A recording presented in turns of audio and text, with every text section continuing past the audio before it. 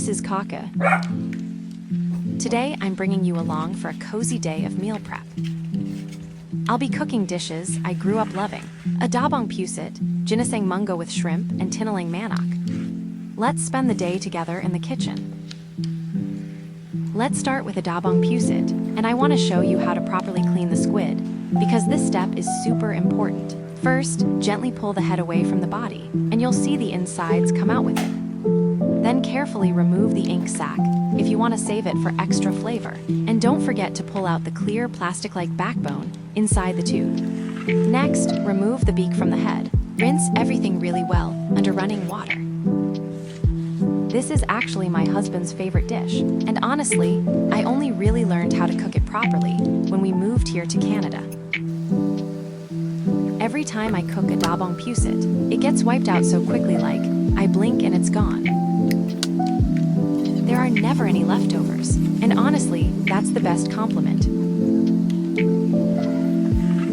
It just feels really nice knowing that something I took the time to learn and practice has become one of our little favorites at home.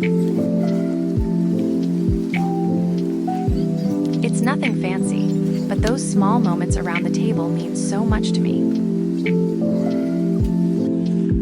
Once the squid is cleaned and ready, I start by sautéing lots of garlic and onions. When they're soft and fragrant, I add the ginger and let it cook for a bit to bring out the flavor. After that, I toss in some chopped tomatoes and let them soften and break down. This gives the dish a little sweetness and extra depth. Then I add the squid, and this part is important. Don't overcook it. Squid cooks really fast, so you just want to stir it gently.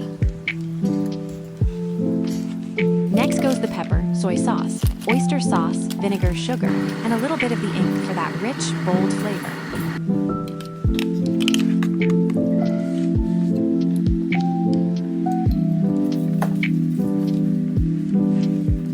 I add water since we want more soup or sabo. Then I let it simmer just until the squid is tender. It doesn't take long at all, and if you cook it too much, it turns rubbery. Simple steps, but when everything comes together, it's so good and so satisfying.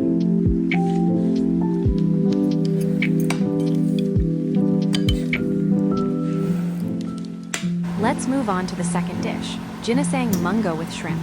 This one always feels extra special to me. Growing up in the Philippines, munggo was often cooked on Fridays, simple, comforting, and something you could always count on after a long week. I start by simmering the mung beans until they're soft and creamy, just letting them cook patiently until they break down into that thick, hearty texture. In a separate pan, I sauté garlic, onions, and tomatoes until everything becomes fragrant and slightly caramelized. Then I add the shrimp, cooking them briefly just until they turn pink and tender, careful not to overdo it so they stay juicy. Once the mung beans are ready, I combine everything together. A splash of fish sauce for that deep, savory flavor, a bit of ground pepper, garlic powder, and some water to reach that perfect stew-like consistency.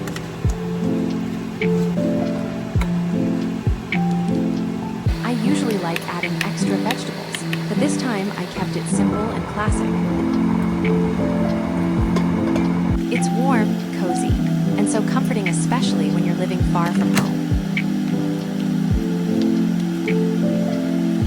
Sometimes the simplest dishes are the ones that feel the most special.